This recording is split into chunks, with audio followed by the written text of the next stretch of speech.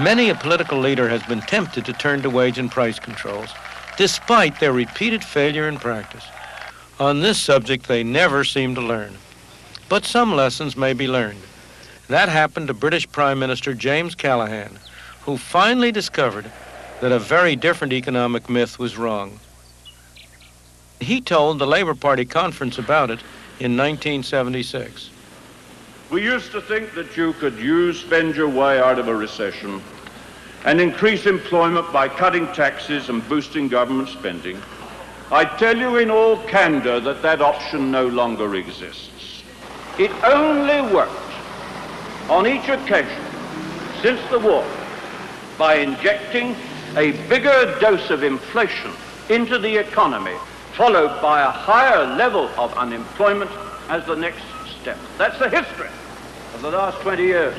Well, it's one thing to say it. One reason why inflation does so much harm is because it affects different groups differently. Some benefit, and of course they attribute that to their own cleverness. Some are hurt, and of course they attribute that to the evil actions of other people. And the whole problem is made far worse by the false cures which government adopts, particularly wage and price controls. The garbage collectors in London felt justifiably aggrieved because their wages had not been permitted to keep pace with the cost of living. They struck, hurting not the people who imposed the controls, but their friends and neighbors who had to live with mounting piles of rat-infested garbage. Hospital attendants felt justifiably aggrieved because their wages had not been permitted to keep up with the cost of living. They struck, hurting not the people who imposed the controls, but cancer patients who were turned out of hospital beds. The attendants behaved as a group in a way they never would have behaved as individuals. One group is set against another group. The social fabric of society is torn apart, inflicting scars that it will take decades to heal, and all to no avail, because wage and price controls, far from being a cure for inflation, only make inflation worse. Within the memory of most of our political leaders, there's one vivid example of how economic ruin can be magnified by controls, and a classic demonstration of what to do when it happens. Germany, 1945, a devastated country, a nation defeated in war. The new governing body was the Allied Control Commission, representing the United States, Britain, France, and the Soviet Union. They imposed strict controls on practically every aspect of life, including wages and prices. Along with the effects of war, the results were tragic. The basic economic order of the country began to collapse. Money lost its value. People reverted to primitive barter, or they used cameras, fountain pens, cigarettes, whiskey as money. That was less than 40 years ago.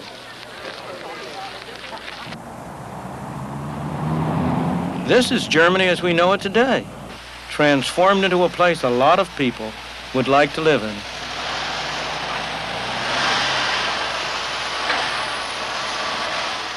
How did they achieve their miraculous recovery? What did they know that we don't know? Early one Sunday morning, it was June 20th, 1948, the German Minister of Economics, Ludwig Erhard, a professional economist, simultaneously introduced a new currency, today's Deutschmark, and at one fell swoop abolished almost all controls on prices and wages. Why did he do it on a Sunday morning? It wasn't, as you might suppose, because the stock markets were closed on that day.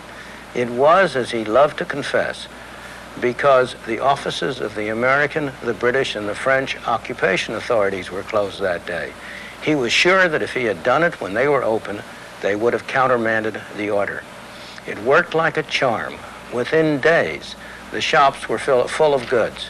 Within months, the German economy was humming along at full steam.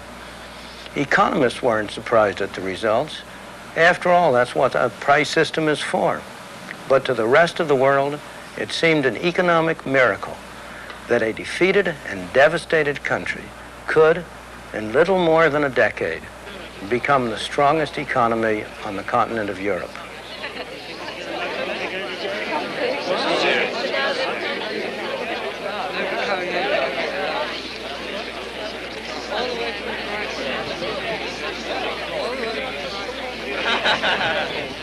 In a sense, this city, West Berlin, is something of a unique economic test tube, set as it is deep in communist East Germany.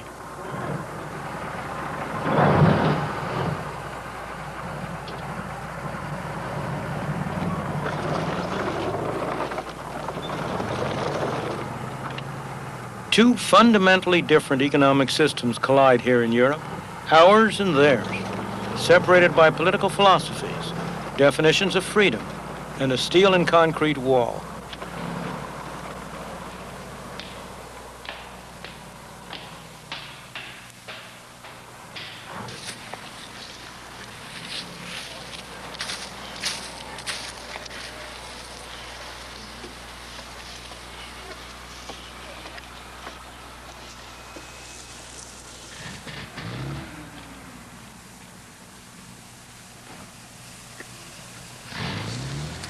To digress from inflation, economic freedom does not stand alone.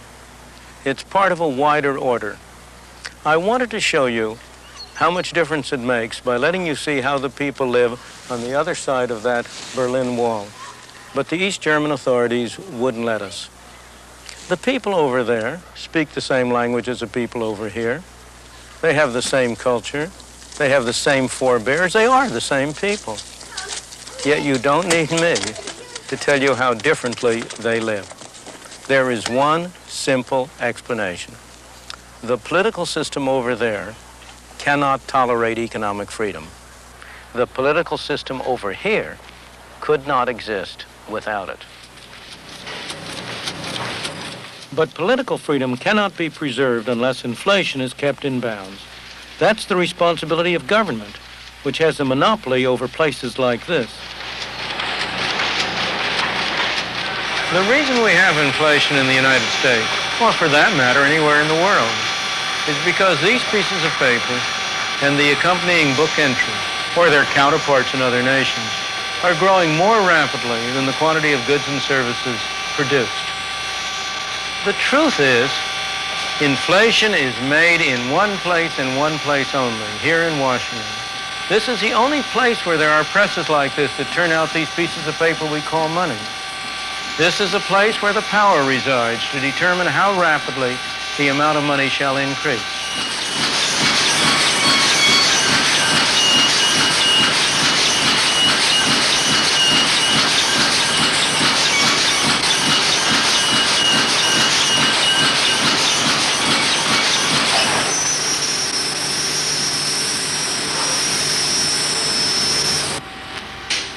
What happened to all that noise? That's what would happen to inflation if we stopped letting the amount of money grow so rapidly. This is not a new idea. It's not a new cure. It's not a new problem. It's happened over and over again in history. Sometimes inflation has been cured this way on purpose. Sometimes it's happened by accident. During the Civil War, the North, late in the Civil War, overran the place in the South where the printing presses were setting up, where the pieces of paper were being turned out. Prior to that point, the South had had a very rapid inflation. If my memory serves me right, something like 4% a month. It took the Confederacy something over 2 weeks to find a new place where they could set up their printing presses and start them going again. During that 2-week period, inflation came to a halt. After the 2-week period, when the presses started running again, inflation started up again. It's that clear, that straightforward. More recently, there's another dramatic example of the only effective way to deal with rampant inflation.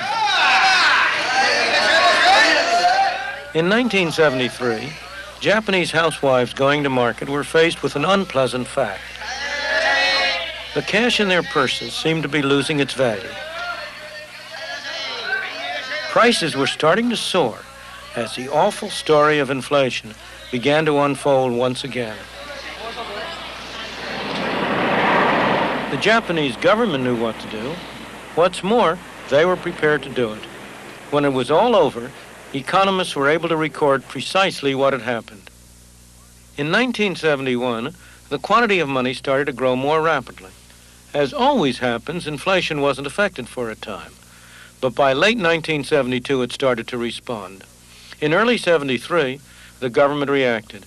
It started to cut monetary growth, but inflation continued to soar for a time. The delayed reaction made 1973 a very tough year of recession. Inflation tumbled only when the government demonstrated its determination to keep monetary growth in check. It took 5 years to squeeze inflation out of the system. Japan had attained relative stability. Unfortunately, there's no way to avoid the difficult road the Japanese had to follow before they could have both low inflation and a healthy economy. First, they had to live through a recession until slow monetary growth had its delayed effect on inflation. Inflation is just like alcoholism. In both cases, when you start drinking or when you start printing too much money, the good effects come first. The bad effects only come later. That's why, in both cases, there's a strong temptation to overdo it, to drink too much and to print too much money. When it comes to the cure, it's the other way around. When you stop drinking or when you stop printing money, the bad effects come first and the good effects only come later. That's why it's so hard to persist with the cure. In the United States, 4 times in the 20 years after 1957, we undertook the cure. But each time, we lacked the will to continue. As a result, we had all the bad effects and none of the good effects. Japan, on the other hand, by sticking to a policy of slowing down the printing presses for 5 years, was, by 1978, able to reap all the benefits: low inflation and a recovering economy. But there's nothing special about Japan. Every country that has had the courage to persist in a policy of slow monetary growth has been able to cure inflation and at the same time achieve a healthy economy.